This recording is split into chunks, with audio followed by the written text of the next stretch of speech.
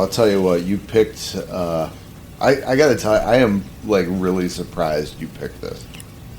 I can't take full credit. Someone recommended it. So, well, the fact that you recommend it, I was impressed by because you're not an athletic person. Or a nature or outdoor person. And the fact that you chose, like, a movie about an ultramarathon is, like, even though you're not, athletic in that regard, you're active, but not, like I wouldn't I've run 10Ks before, but the fact that you picked this, I was taken aback by. And another movie friend recommended to me, so I really can't take credit. Well, the fact that you recommended to me is where the accolade comes from. Okay, thank you. I almost said, of course, we're talking, and I'm not going to say so much. I listened back to the playback of our last recording, and I was absolutely disgusted by the number of times I said Okay. That is something that I have been conscious of while speaking, and people have said to me before, and I was unconscious that I was doing it. It bothers me, and I did it again. I'm going to figure out a way to wipe it from my vernacular. So what I was going to say was we were talking, quote, of course, about the race that eats its young, but saying of course is really kind of pretentious and ridiculous because we could be talking about anything. But in this particular instance, we're talking about the race that eats its young, the Barkley Marathons, or I guess it'd be the Barkley Marathons, the race that eats its young. Now, I'm going to let you give the detail on this. I'll jump in with some color. But to get things started, this is a race in eastern Tennessee. Correct. Which it's a ultra marathon consisting of 5 Yep. Off-trail loops. Off-trail individual marathons, which are they're 20 miles apiece, right? 26, but each 20. One? Oh, it's 20 miles of... So I think it's 20 miles of, like, quote, regular terrain, and 6 miles of it are harder. Because, well... there are so many components to what make this run difficult. And, like, we should probably detail a little bit of the actual film. I just read that this was funded by Kickstarter. Oh. And there are, I also just learned this, 10 documentaries about this race. We just watched this one. Yeah. So, again, I took over a little bit. Sorry. It's okay. Continue.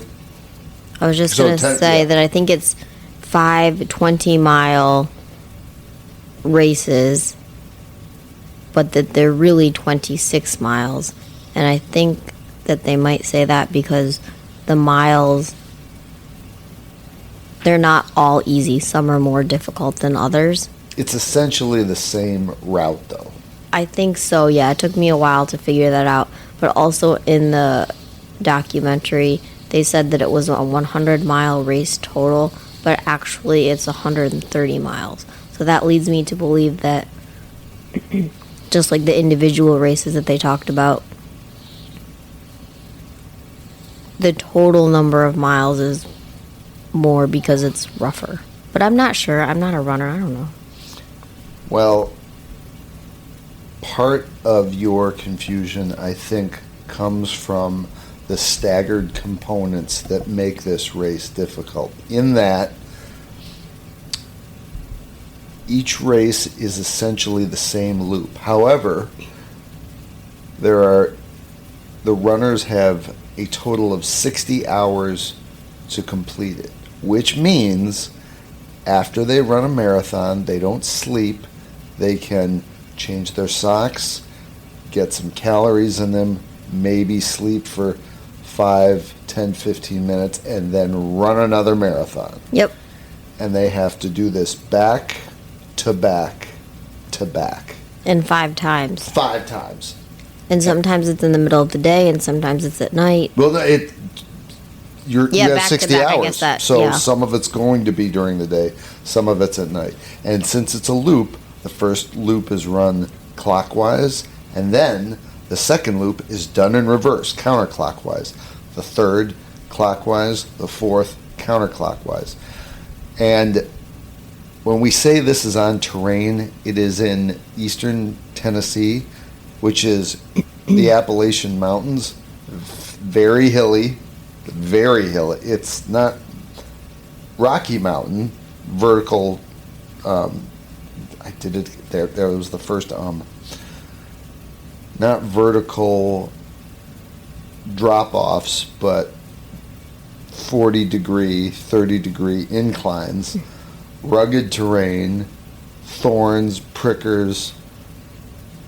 That was the other thing, is that maybe half of these routes are not, what do you call them? Not marked. They're just unmarked pseudo paths. Yeah, you have to figure it out. You have to figure out. They give you a map. And there are markers in that. One of the components of the race is that along certain points of your trail, there are books. And whatever in your a plastic number is. bag, and whatever number you are as whatever a race runner. number is the number of the page of the book that you pull out to signal that you've made it that far. So when you come back to base camp You have markers. You have a number say- of pages. to say that you've You stayed completed on path. loop 2. Yeah. Loop 2. You turn in your pages so they can see that you did. You stayed get to on the each of- path. yeah. You stayed on the route. I will say you're right. I stand corrected. It is 5 loops of 20 miles each, and for a total of 100 miles. I don't know why do they put 20 miles. 100 miles. What is it? Why is it 120? Because I thought on the See, that's where I'm getting confused too. Exactly. Sorry, not to cut you off, but that's what it says here. 5 loops of 20 miles each. So at the end, that's a total of 100 miles. But then in the documentary, it said 20 miles, and they crossed it off to say 26. That really throws me off. Because of elevation. So it's not a straight line. They're not thank on you, a flat okay. surface. They're going up and down. That's right, and Remember you were that- just saying that. Yeah, they said that It's like climbing Everest up and up down, and down twice, every time. which is Which, if there's other movies, if you've never seen people climb Everest before, that's insane. so what I liked about this who is the, you might want to reference who the filmmakers are so we're not just talking about the race, but what was our guy who organized this race? What's his name? His name is Lazarus, and people call him Laz. And what I found funny about this was Gary, actually. what's his full name? Gary Lazarus Gar- Lake Cantrell. Mm-hmm. Bearded guy with a little bit of a lazy eye and piercing eyes. Mm-hmm. And at the very beginning of this, you have it would make sense, at least it did to me, that if you had the same kind of vibe that he kind of gets off on watching these prospective runners attempt something so daunting and not being able to complete it. But as you watch this documentary, you learn that he really does want people to be able to succeed, finish it. yeah. But they make a point of, this is kind of the undercurrent of the movie, is that anything in your life that's of value, that is going to mean something to you, requires strife, requires real pain, and consistent. And it is that grit or that salt that makes you push through that pain to get to what you have envisioned to be your end goal. And some people can't do it. The goal is different for everybody. The race is so brutal that it is pretty much unheard of. At least this is how they presented it in the documentary, that anyone can give you a hard time about running it because so few people know about it. And the people who know about it know it's an absolute ass kicker. And that doesn't even encompass it. It is so hard to run this race that 80, 90 plus percent of the people who are selected to run it can't finish it. Yep, that's correct. And so many people, so it was a really big secret before this documentary was made. And then this documentary was made, and it wasn't quite as much of a secret as it was before. They still have, I think I read, they still have around the same number of final participants, and that is to say that probably hundreds of people apply, and not everybody is... He doesn't say how many people apply, but only like 40 or 50 get selected to race every year. I think part of that is due to the Tennessee parks regulations. Oh, okay. Yeah. But Lazarus rolls out a map at the beginning of this, of his patchwork together map of Tennessee, and it's huge, of all the stuff and he's run a huge chunk of this state. And you don't find out till the very end. They asked him at the very end. This isn't really a spoiler because it doesn't spoil the movie. You don't find out till the very end that he's running. He's like, I didn't even come close to finishing. Yeah. And he's the guy who put the whole thing together. Yep. And cheers everybody on. You were going to say something. No, it's okay. What else was his... Well, I guess I will say. Yeah. So part of the course of the race is an old state penitentiary in the middle of nowhere in the Tennessee. Brushy Mountain. Thank you, Brushy Mountain. And this race was inspired to get started by a famous prison break of the person who killed Dr. Martin Luther King, and him and some of his, we call them inmates, prisoners, tried to escaped this penitentiary, and everyone was on a manhunt for, what did they say, like 2 days, couple days. Yeah, to try and find. We should point out before you finish that, Brushy Mountain, the actual facility and penitentiary, is in a valley. Yes, that's a good thank you. Which is flanked on both sides by pretty steep... The Appalachians are what you would term as a rundown mountain range, but these are... It's in a valley flanked on either side. I don't know, north, south, east, or west, but if you look at the facility as kind of a series of buildings, but in a rectangular shape. On either of the long side are these mountains, and you can look down, way down, and see. This thing is sitting like way down in a valley. Yeah. And what was the assassin's name of Dr. Martin Luther King? Ray somebody. So I can look, but you can look it up. Look it up. I can't remember the fellow's name, but they said when he broke out, he didn't have he didn't really have supplies. He didn't have knowledge of the terrain that he was attacking, and he tried to go straight up the mountain, and by the time they caught him, he'd been brutalized by the elements, and prison was a welcome respite for what he had been through in those couple days. James Earl Ray. James Earl Ray. So we could spend a lot of time just talking about all the different dimensions in which this race is brutal, but in this particular documentary, do you remember what year it was covering these runners? Was it 2015? I think it was later than that. there had been races. Let's see if I can find a year. See if you can find the runners, because we start off with a number of guys, and if you can call out the participants, great.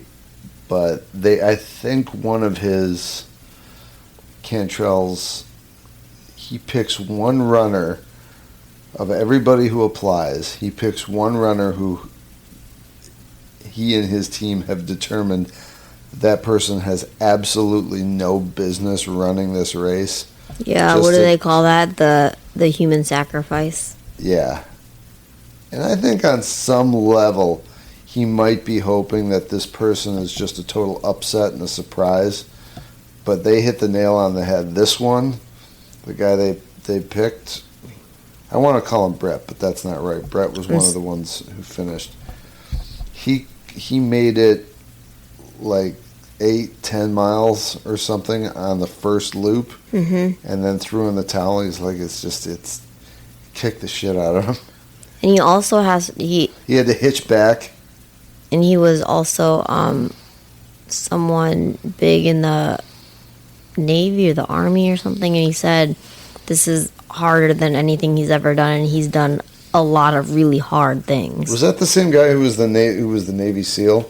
Oh, maybe it was a Navy SEAL. There was a Navy SEAL. How could I forget? Yeah, the same person. This was a different guy. Was it? Was it a different guy, or was the same guy person? in the black? Yeah, who you're talking about? Yeah, he was. I thought this was a separate person. And in any event, they have a cutout of a Navy SEAL who is just like, I thought I was put through the test, especially with Bud's training. Yep. But this was unlike anything I've ever experienced. He didn't have words for it. He didn't. And he didn't finish. It was so... Yeah, go ahead. Sorry, no, I'm just repeating what you already said, but he made it through part of the first loop, and then he quit and he gave up, and he had a van take him back to base camp. Had you ever seen videos or documentaries or anything about Bud's training? I have not.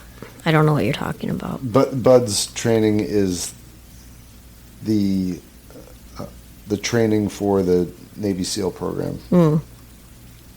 So part of it, you know, they have to lift logs and run on the beach and lift those dinghies, those boats on their head, and run for several miles. And it's brutal and exhausting.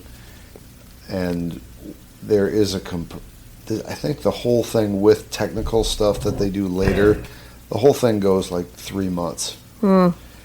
But during the first portion of it, where they're just weeding out who's got the physical stamina and who has the mental ability to get through all the physical workouts, one of the... I'm trying to remember. Oh, Hell Week. Oh, yeah, okay. Hell Week, they're supposed to stay awake and do all this crap. They get like a total of 4 hours sleep in a 7-day period. It's horrendous. And I've watched videos and tutorials and like people talk about having gone through that. And to hear them talk about this race as being like, that was nothing compared to this race. This race is, you know what's amazing is like some of the guys who finished this particular race in this movie. One guy was just a regular guy who had like a regular job, and then he went through a breakup and a couple of other life crises. Yeah, family members died, and he was just like, today is all you have, and you have to take value out of every day. And I think that's really amazing. And there are some people who dedicate they have the plan of being an ultimate warrior and being a Navy SEAL or being an Army Ranger. And that's not to diminish what those guys have done, but the fact that there are people out there who just they get a spark in them, and they find the ability to extract the resilience and the salt to put themselves through something that Navy SEALs couldn't or wouldn't do. It was in 2015, by the way. Aha, Thank see? you. Mm-hmm. You Like always a know what you're steel talking trap. about. I'm like an elephant. Mm. What I'm doing. Let's see what else they have to say here, because I tried to find that we didn't do a notebook on this because there's no Wikipedia on the movie we watched. I think there's, because when you go through the Wikipedia on the Barkley Marathons, it links you to the external stuff, and I can't believe there are 10 movies about this. Mm-hmm. And Lazarus kind of made it a point that he didn't want it to be famous. Mm-hmm. And enough people talked about it. I think within the running communities, just enough people was like, oh, you did that Moab run, you thought that was tough, that 100 miles in the desert in the burning heat. You should do this thing in Tennessee that'll kick your ass. Mm-hmm. That's the only thing you need to run if you're really trying to test yourself. And runners, like all other groups, there's all other niches. They have a clique, right? And these guys talk. And I'll add too, they get runners from all over the world. So they get runners from all over the country, but then they also get runners from all over the world. And in the documentary, I think there was a runner from France and a runner from Germany. The German guy, I think, only got through one, maybe two loops. Mm-hmm. And just the guys who you can drop out. Yes, anytime. And some of the guys who drop out, just like the look of total defeat on their face. Like that one guy, they only got a clip of him that he tapped out, and the crew there will play taps when you tap out. Oh, yeah, mm-hmm. Just, you remember that when he just kind of broke down? Yeah, mm-hmm. That these guys planned for like a year or two to run this thing, and like the one guy only got through half of it. The German guy, I think, went through one loop and was like, I'm not doing any more of this. 4 more times, you're crazy. So if we haven't beleaguered the issue enough, it's a hard fucking race. What did I want to tell you? Barkley is limited to 35 to 40 runners, largely due to restrictions by the Tennessee park officials. Registration and the application for the race is purposefully difficult. Cantrell has stated that anything that makes it more mentally stressful for the runners is good. Requirements and times to submit an entry application are closely guarded secret. That's the other thing, is nobody knows how you get, if you get invited or how you apply. I think. What did he say? He charges like $1.60. $1.60, yeah. To anyone who wants. That's just to apply. Yeah. That's not once you get in. Yeah. And he said he uses that. They don't get it back if they don't get chosen. But he uses it for retirement, which is really kind of genius. But and it's also really good for the people who want to participate because, I mean, it's $1.60. Races cost lots of money, don't they? Oh, yeah. I mean, tons. And if that's like what you do, you're like paying a lot of fees all the time. So $1.60. Also, side note, the movie that we watched was covering a 2012 race. Potential entrants must send an email to the correct address, which must be sent in at the correct time, and pay $1.60 application fee, representing 1 penny per mile for the 60 and 100-mile races. Additionally, entry form must also be completed, which includes bizarre and irrelevant questions. I didn't know this. These include questions such as, what is the most important vegetable group? What will be the 119th element on the periodic table? And write the Gettysburg Address in Save. What is Save? A mythological ancient script mentioned